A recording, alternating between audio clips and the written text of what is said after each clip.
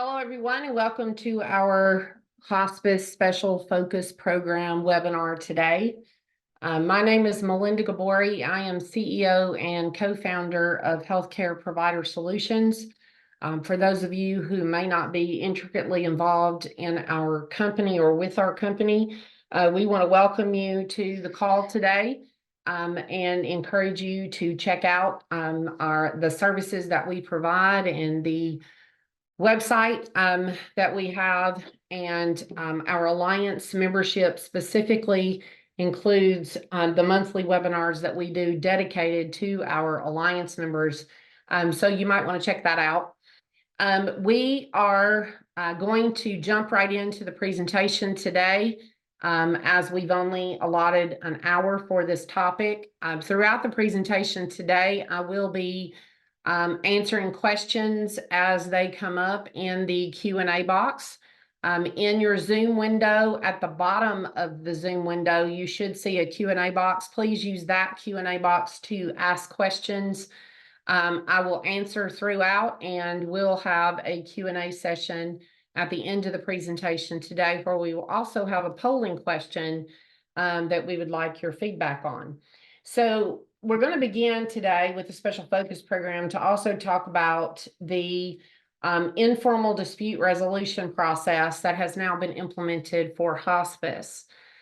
This informal dispute resolution process has been in place in home health for quite some time, but and technically to some degree has been implemented and actually done in some hospice situations, but it's never technically been documented that it was a thing, that it was allowed, that it was a regulation, I guess is the right word.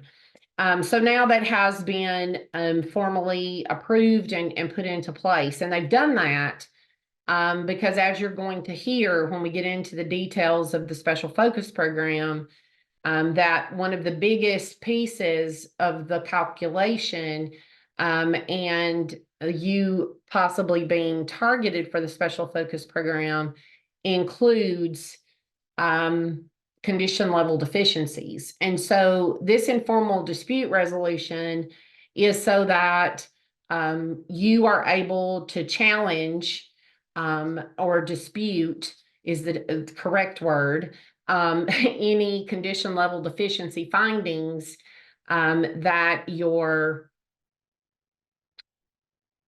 surveyor, whether it be through the state or through the accreditation body, may have documented. Now, you do want to be careful with this dispute that you do not activate the dispute process until the actual CMS 2567 or your survey report, the statement of deficiencies, has been issued. You don't want to try to initiate a dispute resolution while the surveyor is still conducting the survey, et cetera. And sometimes when a surveyor is in your office, there may be a question, is this a condition level deficiency, or is it not quite a condition level deficiency? Should we make it one? Should we not? That kind of thing. And you don't want to interfere in that process. Obviously, once the surveyor has left your office, they're going to go back with a report. And in some cases, what you thought was going to turn into a condition level deficiency might in fact not be a condition level deficiency on the report. So you do want to make sure you wait until the statement of deficiencies has been issued before you activate the dispute resolution process. This is definitely not a formal hearing. It does happen after you get the deficiency list, as we've already said. It is not used to refute any enforcement remedies that are already in place. If enforcement remedies are implemented, filing a dispute resolution does not change the effective date of the enforcement remedy.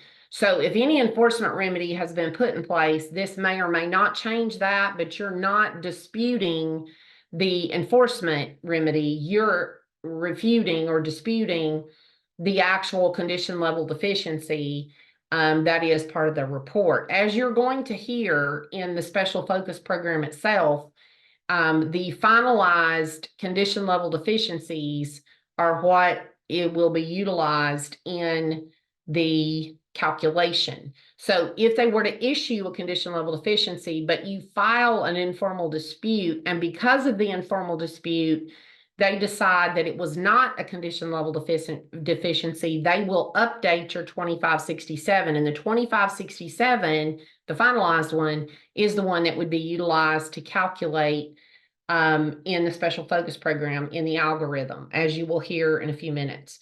So condition level deficiency is what is looked at with this dispute a resolution, and you initiate it after you have received your statement of deficiencies, if it is a condition level, and if they resolve, or if you assist in resolving the situation and they change it to a standard deficiency instead of a condition level, they'll update the 2567, and then it would not count in the calculation of the algorithm. So enforcement remedies, this is a list of the potential enforcement remedies that could be put in place with a hospice if condition level deficiencies plus are found, if you're found to be in immediate jeopardy, etc. And these enforcement remedies can be implemented at any level. Typically, they're implemented when there are significant condition level deficiencies that have put the hospice on the track to be terminated. And typically that termination is going to happen within 6 months. Now, these enforcement remedies are already been in place and have been in place for years. And we'll talk a little bit more about how these may or may not impact the special focus program in just a few minutes. So with the informal dispute resolution, it does have to be submitted in writing. It must include all deficiencies that you are seeking to dispute. It must be submitted within the same 10-day period that you had a plan of correction requested. So basically, with your 2567 statement of deficiencies, it's going to tell you you have 10 days to respond with a plan of action. And during that same 10-day period is when you must submit the informal dispute resolution. If the surveyor deficiencies are revised or removed, it's going to be updated, as we already said. They might adjust any enforcement actions that have already been put in place and remove them completely if they are no longer necessary. Your plan of correction still must be completed, because even if they change the condition level deficiency to a standard, it's still a deficiency, right? And so a corrective action plan will still have to be completed, and still should be completed within the 10-day period that you were originally given. Now, having said that, I said a few minutes ago that in some cases, this technically has already been happening, meaning you've challenged condition level deficiencies, etc. But technically, the surveyors in the case of hospice didn't really have to give you that consideration outside of your corrective action plan in the 10-day window, etc. But now that this informal dispute resolution is in place officially, then they have to give you the opportunity to go through this process and take it into consideration, etc. You just have to make sure that you fall within the exact parameters. They will be notifying you, as my understanding, in your statement of deficiencies, the fact that you have the ability to conduct or to submit for this informal dispute resolution information, etc. So it should be clear as to exactly what process you're going to have to go through in order to get that dispute filed and get them to review it. So the special focus program, again, the informal dispute resolution put in place because this special focus program is specifically put in place by the Appropriations Act a few years ago. I think it was 2021 actually, to be implemented in the future. This is to identify hospices providing poor quality of care, defined by quality indicators. And so one of those key poor quality of care indicators is condition level deficiencies, and we'll look at the specific ones that they're going to take into consideration in just a few minutes. And so this special focus program will be conducted specifically by CMS. The calculations will be made, et cetera. We're going to talk about the inner workings of exactly how to be carried out in a few minutes. Through the process of this special focus program, if your hospice is selected, you will go through the process, and there's only one of two results. You will graduate from the special focus program, or you will be terminated from the Medicare program. So this is a win or lose situation. You're either going to successfully graduate and go back to the routine process of surveys and conducting your agency business, or you're going to be terminated from the Medicare program. So this is a very, very serious situation. If your hospice winds up being selected, so you want to make sure you are fully clear about how this is going to work. The selection process does begin in 2024. One of the screens I have, I'm pretty sure says it's going to be, selection is going to be in the first quarter of each year. And that may prove out to be the reality, but based on the CMS information call at a forum at the end of November, their information was specific that the first selection of hospices will not begin until the fourth quarter of 2024, using data from prior 3 years. So we understand from CMS right now that the first selection of these hospices will not take place until the fourth quarter of 2024, which makes us believe that the first surveys as a result will begin in 2025. So the Consolidated Appropriations Act of 2021, as I said a minute ago, is where this all came from. In 2022, following the issuance of that act, a technical expert panel was put together from individuals across the nation to help inform and suggest and make recommendations to CMS as to how the special focus program should be pulled together. Enforcement remedies were reviewed, and then the special focus program basically was put together. It is, as I've already said, to monitor poor performers based on quality indicators, which we're going to look at the details of in just a few minutes. It is going to be, this additional oversight is going to be carried out through surveys.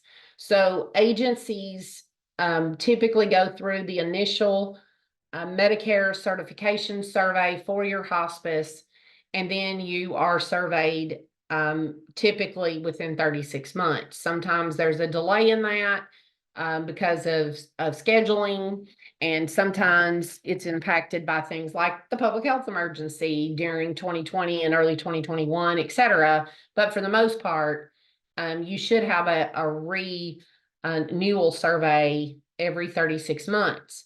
And so this survey, this process, if you're in the program, is going to consist of surveys that will be conducted as if it were your 36-month survey. If enforcement remedies are already in place, there's a couple of we're not really sure exactly how they're going to handle this kind of thing. Enforcement remedies can already be in place from you having a negative survey in the past, but the CMS forum call specifically said that if there are enforcement remedies in place to push you toward termination in less than 6 months, then you won't be a part of this program. So in other words, if they've already implemented enforcement strategies to push you toward termination, they are not going to implement the special focus program. And then you see on the screen, it says can be imposed instead of or in addition to termination of the hospice program participation.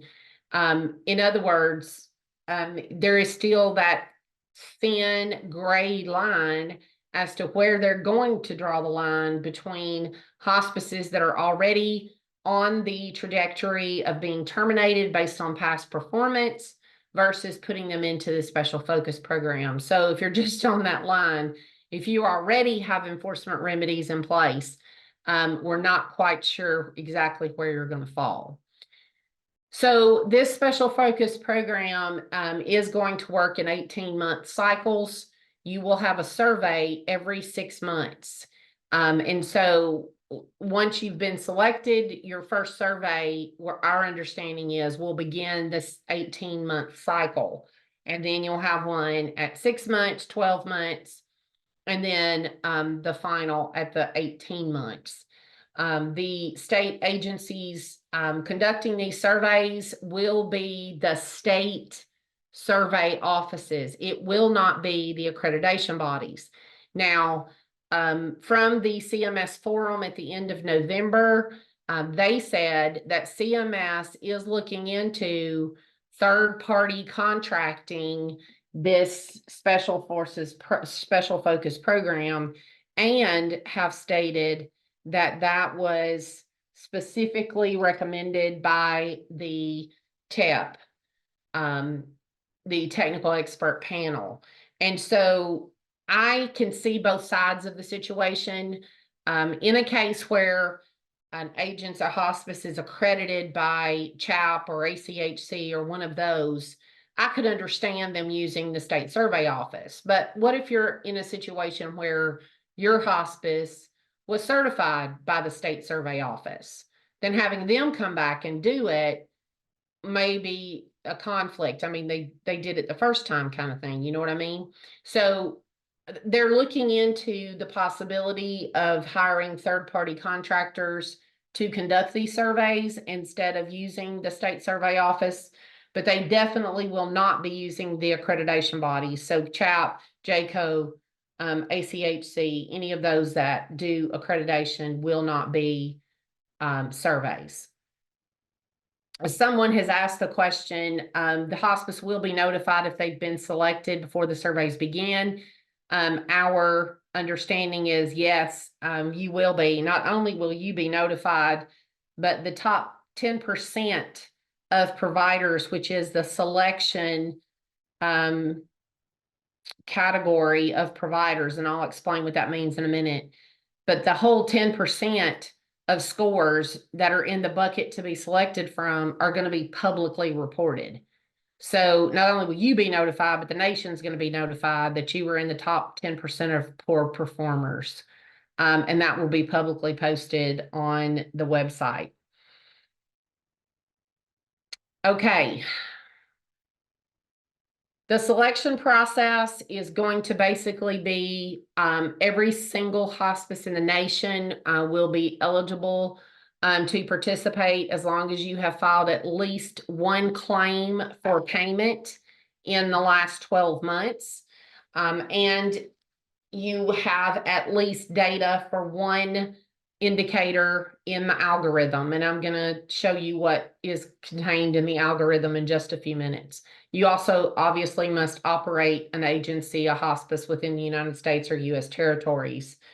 When they put your data, your information through the algorithm calculation, when the scores are produced, that subset of the top 10%, and when I say the top 10%, it's really ironically the opposite. It is going to take the higher scores, but the higher your score is in this algorithm calculation, the poorer your quality indicators are. So this is not a calculation you want to score high in, which is the opposite, obviously, of what most of us shoot for, right? And most of the time you want to score really high in whatever the calculation is. But in this algorithm calculation, if your score is high, that means your quality of care is poor based on your indicators. But anyway, the top 10% of poor scores will be the subset in which they will select 1% of hospices to participate in the special focus program, but all 10% of these hospices will be publicly reported.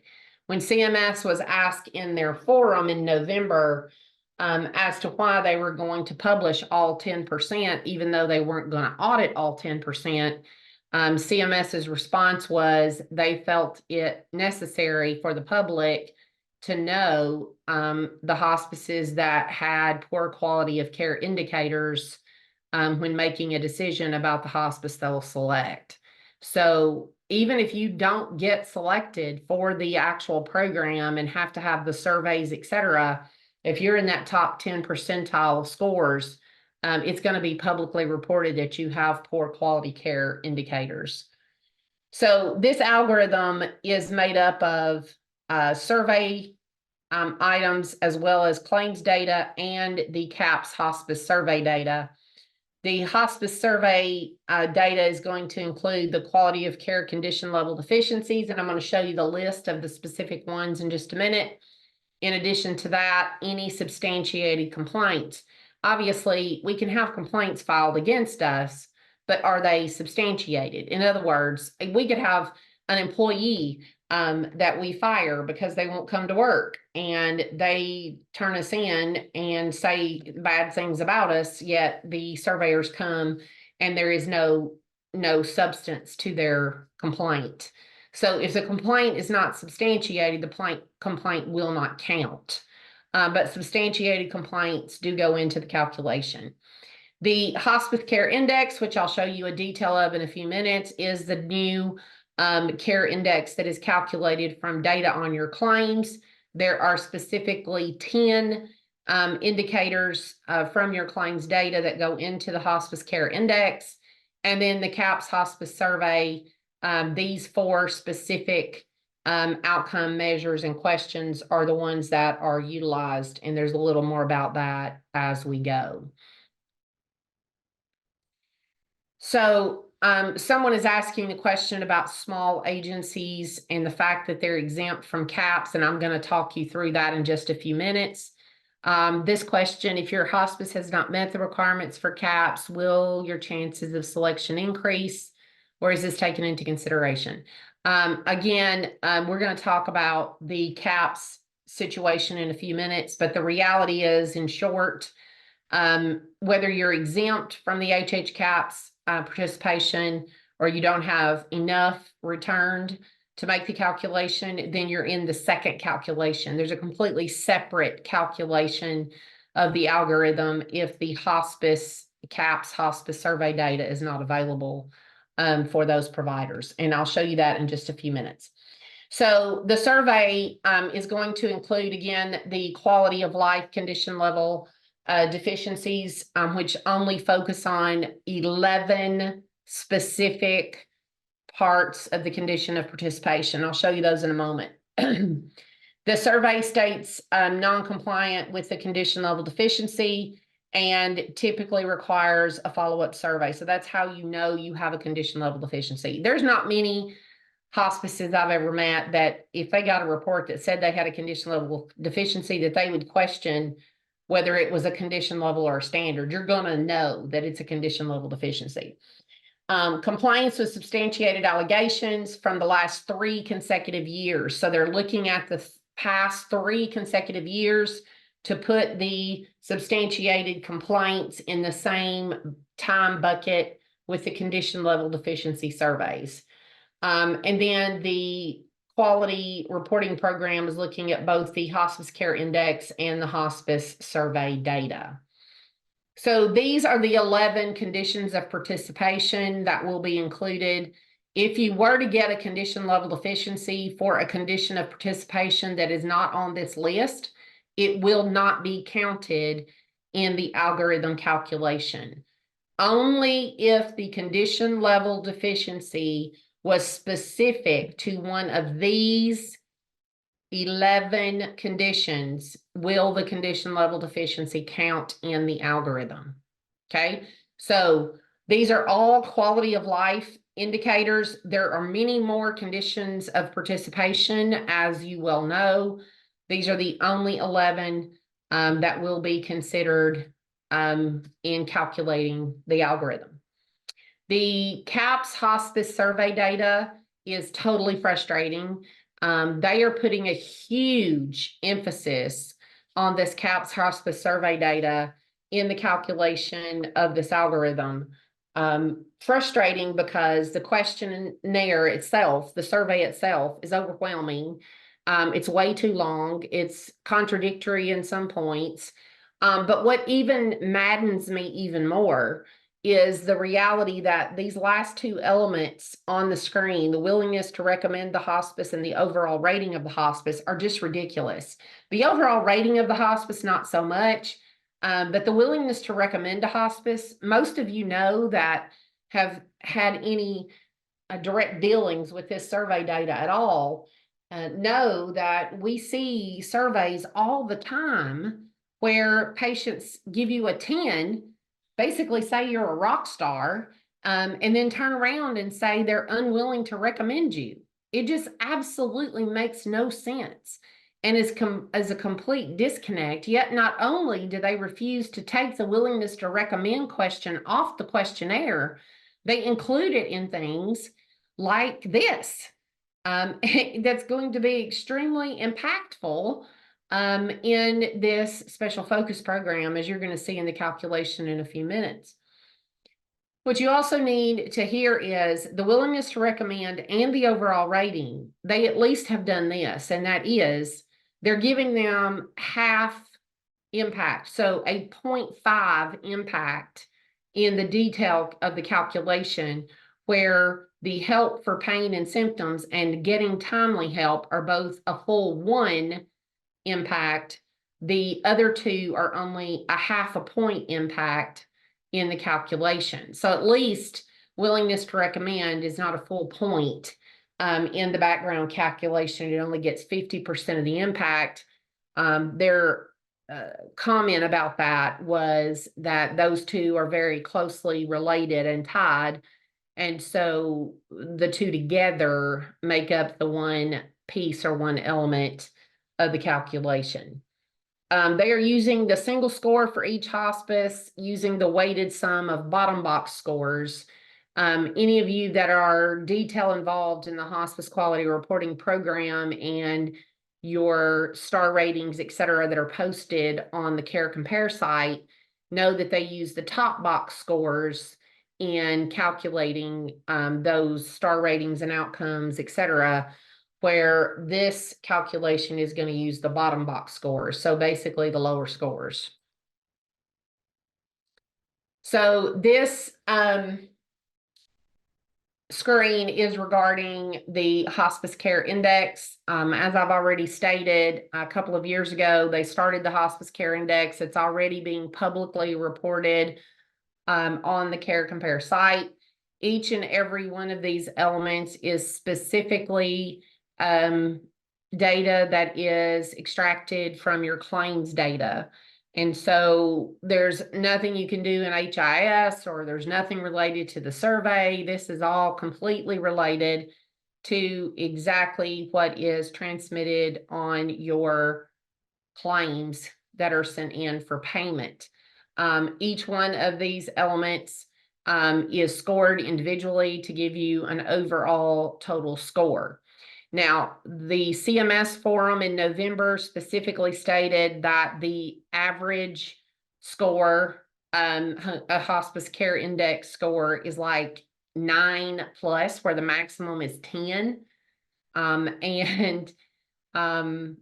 Interestingly enough, if you don't have enough data to produce a hospice care index, they're going to replace that in your algorithm calculation with the average.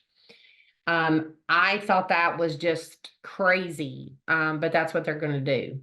And so your hospice care index numbers if you don't have enough data, and I can't tell you for sure how many that means, how many you have to get to that number. But if you don't have a hospice care index score, they said basically that you could be missing a hospice care index because you're a brand new agency, or, there's multiple elements that could cause you to not have one. But if you don't have one yet, it's going to be replaced with the average score. So it still will be utilized. This is a link to the data catalog that gives you information about where they source the data to make this algorithm calculation. A couple of questions during the CMS forum that was held at the end of November included the question, will we be able, as the public participants in this process, will we be able to replicate the calculation of the algorithm to basically justify or determine that the calculation is correct? And the answer was no. So that made me a little nervous. But the reality is, you're going to be able to look at your own data and have some idea of where you think you might land in this calculation. But this is the data source where all the data is pulled from. They will be using surveys from 2020, 2021, 2022, and 2023. So it is a wider year, but they will be using it from those time periods. Typically, it's only 3 years, but I think they probably are doing 2023 because of the extended survey dates, et cetera, that occurred because of COVID-19. And then the quality reporting program data, which would be the surveys and CAPS, will be from 2022. So this is the algorithm calculation. And as I have already said, there are 2 separate calculations. They're going to take the number of condition level deficiencies over the last 3 years, adding those 2 complaints that you've had over the last 3 years, subtracting from that your hospice care index plus 2 times your CAPS index. So when they calculate your CAPS hospice survey data index, they're going to multiply that by 2. So it gets double the impact that everything else gets in the calculation. And then the result of that is going to be divided by 5. Now, if again, you don't have a hospice care index, they're going to replace it with the average number. But if you don't have CAPS hospice survey data, you will be a part of the second calculation, which will be your condition level deficiencies, complaints, the hospice care index, and then that score will be divided by 3. Now, this is comparing everyone in the nation to everyone else, and there's intricate details in the background about how the condition level deficiencies, what weight they hold versus the complaints, et cetera. And so it's not a cut and dry calculation is my point. And that's why they're telling you you're not going to be able to replicate the calculation. There has been concern expressed to CMS over them giving condition level deficiencies the same weight with agencies that have 1,000 patients, the same weight they give a condition level deficiency to an agency that only has 10 patients. And some think that it's not fair. And when CMS was asked that question during their forum that they conducted back at the end of November, they said that they felt like it didn't matter if you had 1,000 patients or 100 patients, the quality of care should be the same. So basically, everybody has the same opportunity to provide valuable quality care to the patient. regardless of whether you're small or large. And if you're too large for your own good, then it may cause you to have a condition level deficiency because you weren't prepared to provide the quality of care necessary as you grew. And so I'm not trying to defend the situation necessarily, but you can kind of see the justification that regardless of whether you're small or large, you have the same opportunity to provide a valid quality of care to the patient and abide by the conditions of participation and avoid a condition level deficiency. And so the reality is, whether you're large or small, the only difference in how you are treated in this algorithm calculation is if you do not have CAHPS survey information, you will simply be in the second calculation, but still compared overall score to everyone else and put into the same bucket with everyone else. And then the highest scores will result in that top 10 percentile of scores and publicly reported. So this is a screen that says it's going to be determined the first quarter of each calendar year. They're going to start this process according to the CMS call in the fourth quarter of 2024. So leading into possibly announcing the first participants in the first quarter of 2025.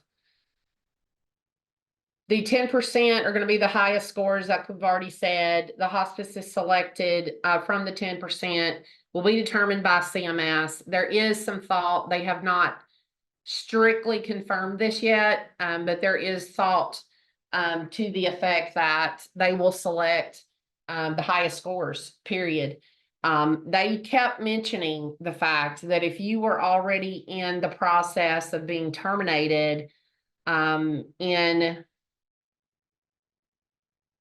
meaning you've already had a survey with condition level deficiencies and they've put remedies in place and it's not working and you're on the trajectory of being terminated already, that you likely will not be selected for this. That does not mean that if you had a condition level deficiency previously and there are some remedies in place, that you won't be selected. I think, again, it's that thin gray line where they're going to have to make the decision on the fly as to whether they're going to put you in or not, depending on exactly where you are in the course of the remedy situation and you're headed toward termination. So as I said earlier in this call, we are set for two possible results from this special focus program, and that is graduating from the program or being terminated from participating in the Medicare program. In order for you to graduate, you can have no condition level deficiencies or immediate jeopardy citations in any 2-month special focus program surveys. And so what you need to hear about that is, if you get a condition level deficiency in the survey, you can correct the problem and get back to substantial compliance with all requirements. And so you see that this says no condition level deficiencies or immediate jeopardy citations and have no pending complaint surveys triaged as an immediate jeopardy or condition level, or make sure you see the big or, have returned to substantial compliance with all requirements. So if you were to receive a condition level deficiency on the first survey, but you were able to file a corrective action plan, and by the time you got to the next survey had come back to substantial compliance, then you would still be headed toward graduation. If you fail 2 of these surveys and are not able to get back to substantial compliance, you will be terminated from the program. If you have any pending complaint investigations triaged as emergency jeopardy or condition level complaints while you are in this special focus program, you are headed to terminations. And this says or, this does not say and.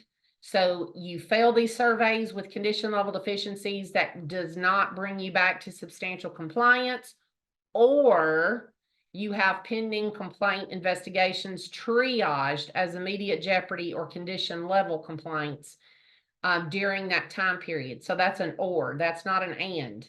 So either one of those two things happen during this special focus program, you will be terminated from Medicare participation.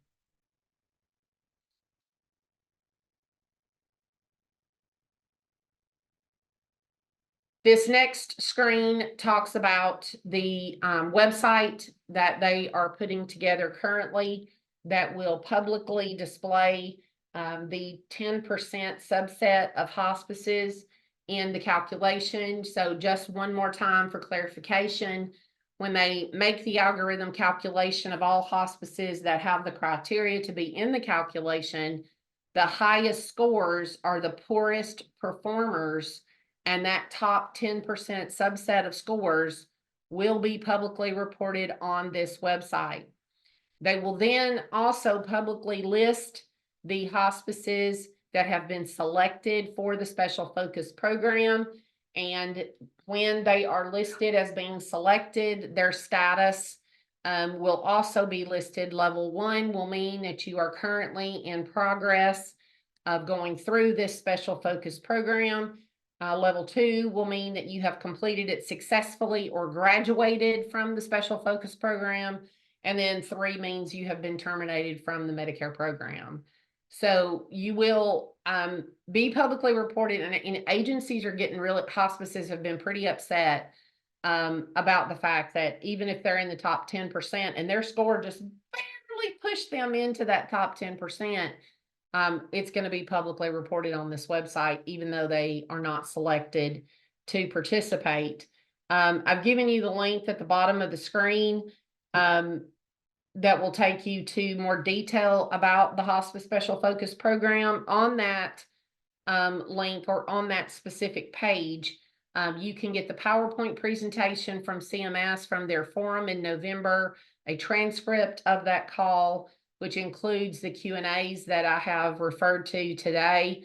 You can also get the recording of the actual forum that occurred in November as well. To my knowledge, there's not been a whole lot more information that if any, that has been published about the Special Focus Program. They did reiterate at the very end of that forum again that the first selection will happen in the fourth quarter of 2024. Now, the last thing I want to cover today before we answer any additional questions you might have is the provisional period of enhanced oversight.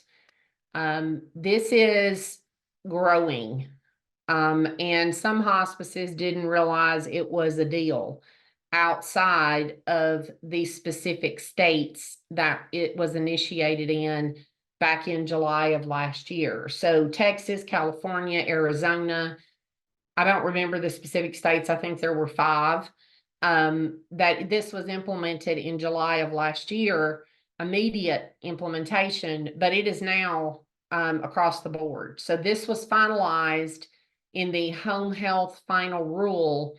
And now any Medicare provider in the nation that is newly Medicare certified as a hospice, you undergo a change in ownership, or you undergo a 100% change in ownership via a change of information, you're going to be included in this provisional period of enhanced oversight. Now, the provisional period of enhanced oversight could be multiple things.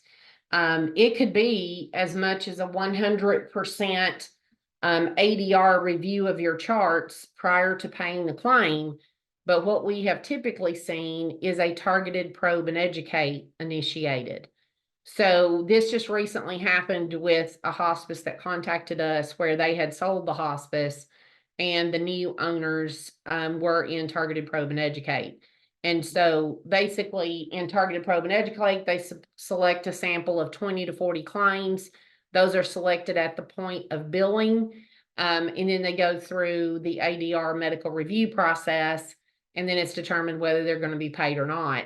If at the end of that first round of targeted probe and educate, you're found to be with a denial percentage higher than the acceptable denial percentage for that specific Medicare MAC, you would be moved to the second level of review.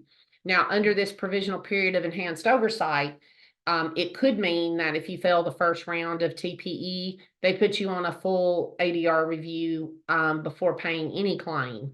And so there are extremes, and there are ones that have been very limited to the targeted probe and educate rounds, especially if you pass the first round, then they're going to let you go. The effective date of the oversight is going to begin with the first claim that is filed for the first service that was performed, or the effective date of the change of ownership. One thing they did in the past, when implementing this in other healthcare arenas, was say that it was for a year, and then providers would just not bill except very limited claims for that time period, and then be out. But that's not the way it is now. It starts with the very first claim that's filed. So even if you wait 6 months to file a claim, it's going to start with the filing and payment of the first claim that you file after that change of ownership has taken place. So that brings us to the end of the content. I do have a question that's just popped up, and I wanted to reiterate, if you have any additional questions, to please go ahead and type those in.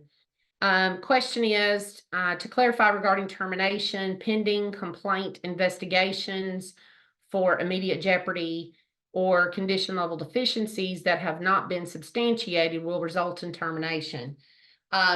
If the complaint has been triaged, was the specific word they used, as immediate jeopardy or condition level. So that means if it's been triaged, that means they've done an initial investigation and determined it to be a deal, immediate jeopardy or condition level. Then yes, you would be terminated. If it has not been looked at all and simply someone has filed the complaint, then that's not going to count. But it says it has been triaged, which means they've done some investigation and found evidence that it would be immediate jeopardy or condition level. Then even if they haven't gone through the whole process of investigation, then it would count. While we're waiting for additional questions to come in, we have a polling question that we want to send out there for you to have the opportunity to respond to. And I also, again, want to thank you for participating in our webinar today, and encourage you to visit our website. And we have provided here on this screen a QR code where you can link to schedule a call with us at any time. We are at HPS.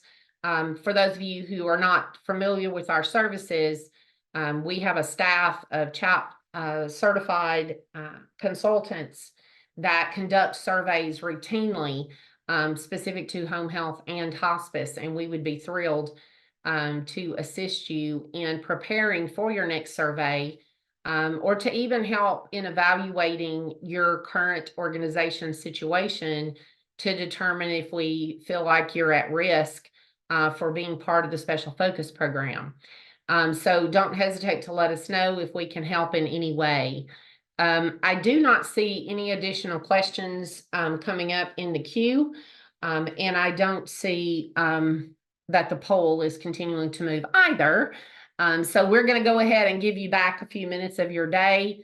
Thank you again for participating. If you do not currently receive my Monday Minute with Melinda videos on Mondays, please let us know and we'll get you connected with those as well.